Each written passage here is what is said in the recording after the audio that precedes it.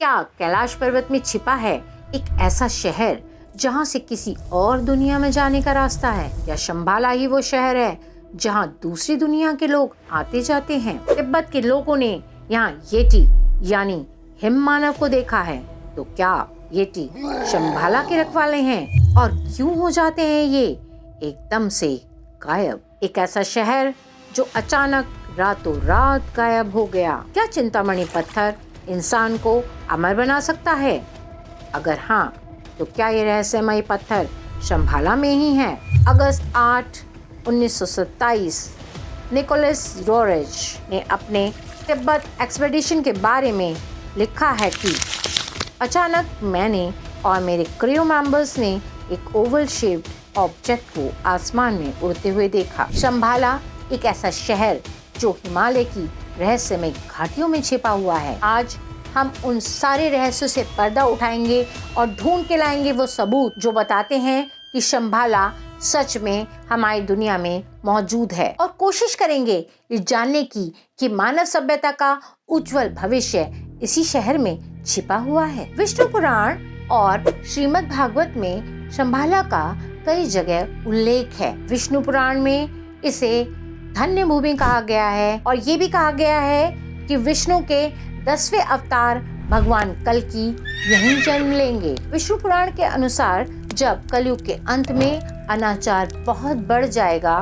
तब विष्णु के 10वें अवतार भगवान कल्कि अपने सेना के साथ बुरे लोगों का वध करेंगे और शंभाला शहर को अपनी राजधानी बनाकर पृथ्वी पर शासन करना शुरू करेंगे, और तब लोग शंभाला शहर को देख सकेंगे। तिब्बत की संस्कृति में शंभाला एक बहुत ही महत्वपूर्ण जगह है और वो ये भी मानते हैं कि वो इसी दुनिया में मौजूद है। तिब्बती बौद्ध धर्म ग्रंथ कालचक्र में इसका वर्णन बहुत ही विस्तार से है। इस कालचक्र के हिसाब से शंभाला कैलाश पर्वत के पश्चिम में स्थित है। इस शहर की रचना 3 लेयर्स में हुई है।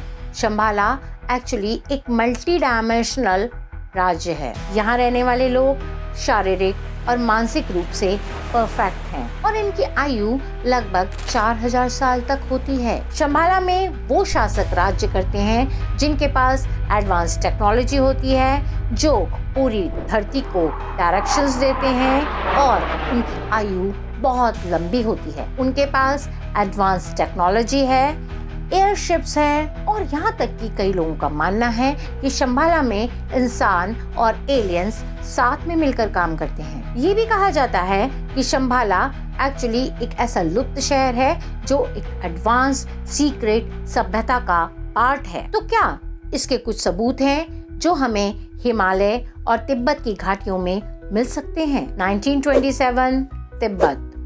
निकोलस रोरेज एक पेंटर, आर्कियोलॉजिस्ट, पब्लिक फिगर और फिलोसोफर थे। वो एक ऐसे एक्सपेडिशन पर गए जो कभी पहले नहीं हुआ था। उनका ऑफिशियल मकसद तो चाहे कुछ भी रहा हो, लेकिन अनऑफिशियली उनका मकसद था शंभाला के बारे में पता लगाना। यूएस प्रेसिडेंट फ्रैंकलिन रूजवेल्ट एक टीम को सरकारी खर्चे पर हिमालय की घाटी में भेजते हैं। इस टीम का नेतृत्व निकोलस रोरेज और उनकी पत्नी हेलेना रोरेज कर रहे थे। इस टीम में 6 और मेंबर्स थे। निकोलस अपनी टीम के साथ मंगोलिया के गोबी डेजर्ट को पार करते हैं। हिमालय की बर्फीली घाटियों में बहुत दुर्गम रास्तों को पार करते हुए वो 25,000 किलोमीटर का रास्ता तय करते हैं और तब निकोलस एक ऐसी जगह पे पहुंचते हैं जहां उनको लगता है कि एक अलग सी वाइब्स आ रही हैं। वो अपने अंदर कुछ अलग ही ऑरा महसूस करते हैं। उन्हें लग रहा था कि वो शंभाला के बहुत क्लोज हैं। 5 अगस्त 1927 रोरेज ने आसमान में एक अनोखी चीज देखी। उस वक्त वो तिब्बत की उत्तर पूर्वी सरहद के पास पहाड़ों के बीच से गुजर रहे थे। रोरेज ने देखा आसमान में एक बाज उड़ रहा है और अचानक उन्होंने देखा कि एक ओवल शेप ऑब्जेक्ट उनके सर के ऊपर से नॉर्थ से साउथ की ओर निकल गया। 1935 में रोरेज अपने एक लेक्चर में बताते हैं, आसमान में जो चीज उन्होंने देखी थी वो एक्चुअली या तो कोई एयरशिप था या कोई एरियल व्हीकल था जो शायद शंभाला से ही आया था। तो क्या निकोलस रॉरिश ने करीब 100 साल पहले, जब यूएफओ साइटिंग्स शुरू भी नहीं हुई थी, उससे बहुत पहले ही तिब्बत में यूएफओ देख लिया था? तो क्या शंभाला न केवल पुराणों में लिखा हुआ एक शहर है, बल्कि उसके पास हमसे भी ज्यादा एडवांस टेक्नोलॉजी है? आप जानकर बहुत हैरान हो जाएंगे। गुगे साम्राज्य में एक बहुत ही प्राचीन बौद्ध सभ्यता थी, जिसमें करीब 1 लाख लोग रहते थे। लेकिन एक रात अचानक कुछ ऐसा हुआ कि पूरे के पूरे 1 लाख लोग अचानक गायब हो गए और उनका कोई सुराग नहीं मिला। आज 12,000 फीट ऊपर का ये साम्राज्य एक खंडहर के रूप में रह गया है। ये साम्राज्य 700 साल तक बरकरार था। फिर धीरे धीरे ये साम्राज्य बहुत ही समृद्ध हो गया। तब एक बार तिब्बत के शासक ने अपनी सेना को वहां टैक्स लेने के लिए भेजा। लेकिन हैरानी की बात ये थी कि जब वो लोग वहां पहुंचे तो पूरा का पूरा शहर गायब हो चुका था।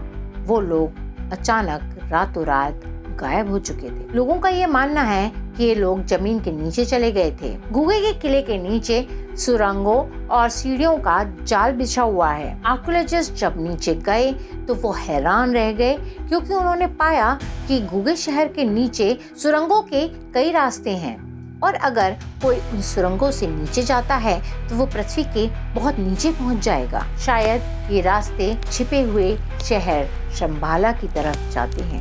कुछ रिसर्चर्स ये मानते हैं कि गुगे की सुरंगें पूर्व में पवित्र कैलाश पर्वत तक जाती थी। कैलाश पर्वत को गुगे शहर के खंडहरों से बहुत आसानी से देखा जा सकता है। और देखिए, बौद्ध धर्म ग्रंथ कालचक्र के हिसाब से शंभाला साम्राज्य कैलाश पर्वत के पीछे है, लेकिन कुछ लोग ये भी मानते हैं कि ये कैलाश पर्वत के नीचे है। आइए अब चलते हैं 1888 लंदन में मशहूर रशियन लेडी हेलेना ब्लावत्स्की, जो एक राइटर थी, वो अपनी बुक द सीक्रेट डॉक्ट्रिन में बताती हैं कि उन्होंने शंभाला के राजा से कई बार टेलीपैथी से संपर्क किया। वो लिखती हैं कि प्राचीन सभ्यताएं जैसे अटलांटिस और शंभाला बहुत पहले मौजूद थीं। उनके पास एडवांस टेक्नोलॉजी थी, जिनमें उड़ने वाले विमान भी शामिल हैं। आप जानकर बहुत हैरान हो जाएंगे कि हिटलर और नाजीज भी इस शंभाला शहर में बहुत ज्यादा रुचि रखते थे। कुछ एस्ट्रोनॉट थ्योरिस्ट मानते हैं कि तिब्बत में एलियंस के कुछ पुख्ता सबूत एडोल्फ हिटलर और नाजीज ने ढूंढ निकाले थे। मई 1938 Teesta river valley German explorer और geologist Ernst Schafer Nazi funded expedition के साथ तिब्बत पहुंचते हैं। उनका ऑफिशियल मिशन था तिब्बत का साइंटिफिक रिकॉर्ड बनाना, लेकिन अनऑफिशियल मिशन था छिपे हुए राज्य शंभाला की खोज करना। नाजीज ने शंभाला जाने वाले रास्तों में बहुत रुचि दिखाई, क्योंकि उनका मानना था कि यदि कोई शंभाला तक पहुंच जाएगा तो वो मानव सभ्यता की डेस्टिनी को कंट्रोल करेगा और पूरी दुनिया उसके अधीन होगी। लेकिन द्वितीय विश्व युद्ध शुरू हो जाने की वजह से वो इस मिशन को आगे नहीं ले जा पाए और जो भी खोज उन्होंने शंभाला के बारे में की थी, उन्होंने उसे दुनिया से छिपाए रखा। आइए अब हम बात करते हैं तिब्बत में मौजूद हिम मानव की, जिसे हम येटी कहते हैं। 29 अप्रैल 2019 माउंट मकालू, नेपाल। तिब्बत से कुछ ही दूर भारतीय सेना ने बर्फ पर बहुत बड़े पैरों के निशान देखे, जो 32 इंच लंबे और 15 इंच चौड़े थे। उन्होंने ये कहा कि ये पैरों के निशान उसी जीव के हैं जिसे हम येटी कहते हैं। येटी एक ऐसा जीव है जो देखने में इंसान और एप का एक मिश्रण सा लगता है। तिब्बत के लोग अक्सर येटी को देखने की बात करते हैं। हजारों सालों से तिब्बत के लोगों का मानना है और उनके ग्रंथों में भी लिखा है कि येटी शंभाला की रक्षा करते हैं और उनका काम है कि शंभाला में कोई ऐसा अपवित्र जीव आए तो उनको वहां आने से रोकना। और इसके सबूत मिलते हैं रूपकुंड झील से। आपको जानकर हैरानी होगी कि रूपकुंड झील में 600 इंसानों से भी ज्यादा नरकंकाल मिले हैं। 2019 में हुई डीएनए टेस्टिंग से ये पता चला है कि जो कंकाल हमें रूपकुंड झील से मिले हैं वो एक साथ नहीं मरे थे, बल्कि उनकी मौत अलग अलग हुई थी और करीब 1000 सालों के बीच में हुई थी। और उनमें से अधिकतर कंकालों के सिर की हड्डी टूटी हुई है, जैसे किसी ने उनके सिर पर वार किया हो और उनको मारकर उनके शव को झील में फेंक दिया हो। हाल ही में हुई डीएनए टेस्टिंग से पता चला है कि इनमें से कुछ लोग साउथ एशियंस थे, कुछ चाइनीज और कोरियन थे, कुछ वेस्ट के थे और कुछ मेडिटेरेनियन रीजन के थे। अब ये लोग यहाँ कैसे पहुँचे, ये बहुत बड़ा रहस्य है। और ये बात भी बहुत हैरान करने वाली है कि यहाँ पर जो लोग आए थे वो एक ही समय में नहीं आए थे, वो बहुत अलग अलग समय में आए थे। और देखिए, रूपकुंड झील कैलाश पर्वत के रास्ते में ही पड़ती है और ये कैलाश पर्वत से 65 किलोमीटर दूर है। तो हो सकता है कि ये लोग अलग अलग समय पर कैलाश पर्वत पर कुछ ढूंढने आए हों और पॉसिबिलिटी है कि येटी ने इन लोगों को पकड़कर मार दिया होगा और इनको रूपकुंड झील में फेंक दिया हो। दोस्तों, अब हम जानते हैं एक ऐसे रहस्यमय पत्थर के बारे में जो इंसान को अमर बनाने की शक्ति रखता है। चिंतामणि पत्थर में वो शक्तियां हैं जो देवताओं के पास भी नहीं है। चिंतामणि पत्थर को इच्छा पूर्ति रत्न या विश फुलफिलिंग स्टोन भी कहा जाता है। ये इंसान की हर इच्छा को पूरी कर सकता है, बीमारी दूर कर सकता है, किसी इंसान को मोक्ष की अवस्था तक पहुंचा सकता है, किसी को भी अमर बना सकता है। और ऐसा माना जाता है कि ये चिंतामणि पत्थर शंभाला के शासक के पास है। निकोलस रॉरिच ने भी अपने तिब्बत एक्सपेडिशन के बारे में अपनी डायरी में इस चिंतामणि पत्थर के बारे में बताया है कि ये पत्थर मोल्टावाइट पदार्थ का बना हुआ है जो ग्लास की तरह का होता है, लेकिन ये धरती पर नहीं मिलता है।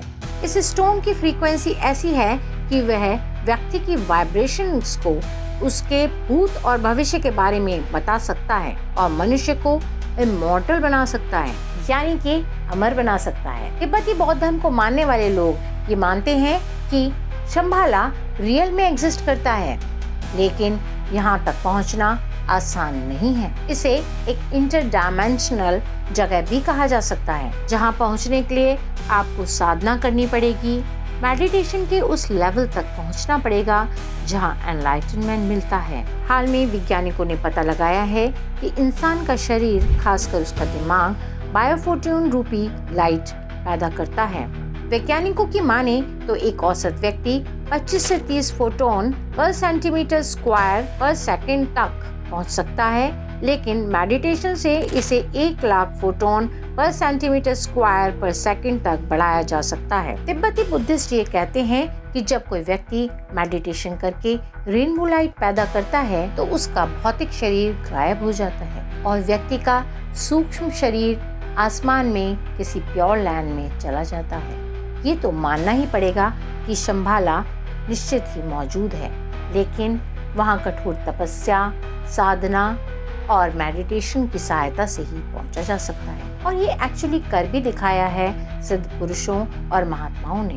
लावा थुपसर के मेडिटेशन के 7वें दिन कुछ ऐसा हुआ कि लोग देखकर हैरान रह गए। लोगों ने जो उनकी फोटोग्राफ ली वो एक बहुत ही दुर्लभ डॉक्यूमेंटेशन है। जब उनकी सांस और उनके भौतिक शरीर की मौत होने लगी, तब उनके शरीर का आकार भी तेजी से कम होने लगा था कि उनकी लाइट की एक बीम उनके ट्रांसफॉर्मेशन की जगह से आसमान की ओर जा रही है।